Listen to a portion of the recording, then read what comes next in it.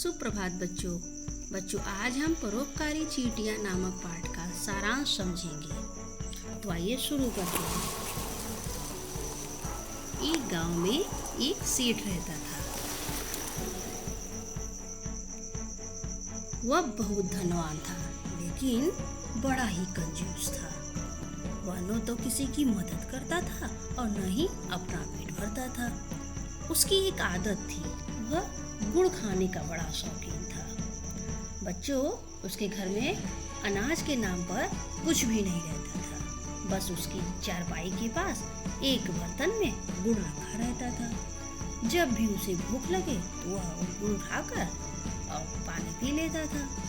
कंजूस सेठ के घर में बहुत सी चींटियां रहती थी। उन्हें बड़ा दुख होता था, क्योंकि घर में खाने पीने का कोई सामान नहीं था।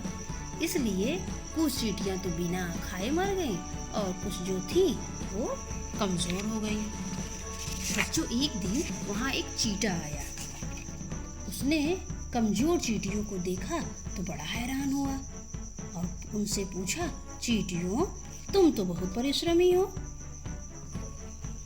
तो फिर इतनी कमजोर कैसे हो गई? तो चींटियों ने कहा, इस घर में खाने पीने का कोई सामान नहीं है। तो चींटा बोला, तो क्या यह सेठ कुछ भी नहीं खाता? चींटियों ने गुड़ की तरफ इशारा किया और बोला, यही सेठ का खुराक है, यही सेठ खाता है और पेट भरता है।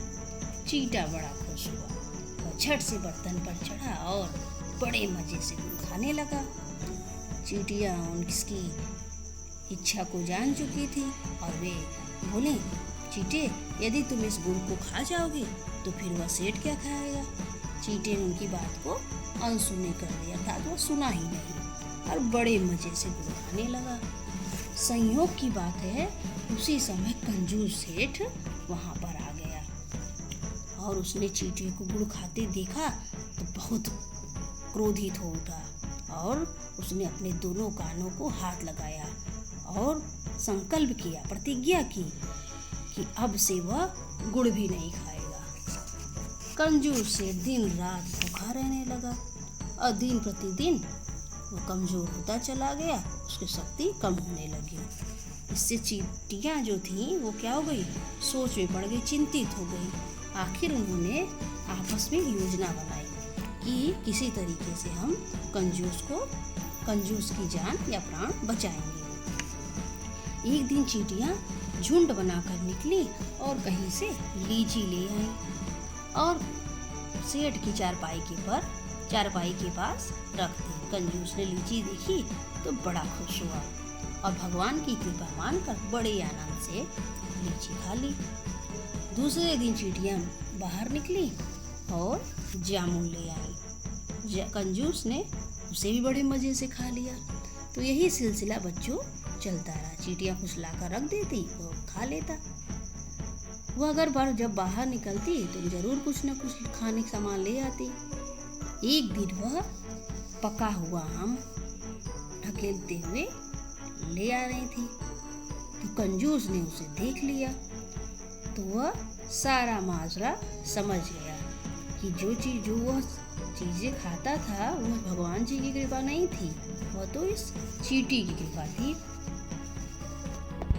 उसने सोचा कि ये चींटियां तो बड़ी दयालु हैं, उसके लिए जी जान से खाना लेकर आती हैं और दूसरे वो कंजूस उन लोगों को कुछ नहीं करता, धिक्कार है उस पर और उसके धन का। कंजूस है अब कंजूस नहीं, बिल्कुल दयालु बन चुका था। वह दीन दुखियों की सेवा करने लगा और परोपकारी चींटियां भी उसके परिवार का हिस्सा बन गई और दोनों अर्थात सेठ और चींटियां बड़े मजे से रहने लगे। तो बच्चों, इस कहानी से हमें यह शिक्षा मिलती है कि जो व्यक्ति दूसरों का भला करते हैं वो हमेशा खुश रहते हैं, सुखी रहते हैं और अच्छी संगति से, अर्थात जैसे सेठ जो था वो क्या था, चींटियों को देखा तो उसकी जो बुरी आदत थी वो भी छूट गई। वो दूसरों की मदद करने लगा तो वो उसके अंदर अच्छी आदत आई कि नहीं? तो इससे ये भी शिक्षा मिलती है कि जब हम अच्छी संगति करते हैं तो हमारी बुरी आदतें भी छूट जाती हैं। तो बच्चों, अब आज की कक्षा यहीं पर संपन्न होती है। धन्यवाद।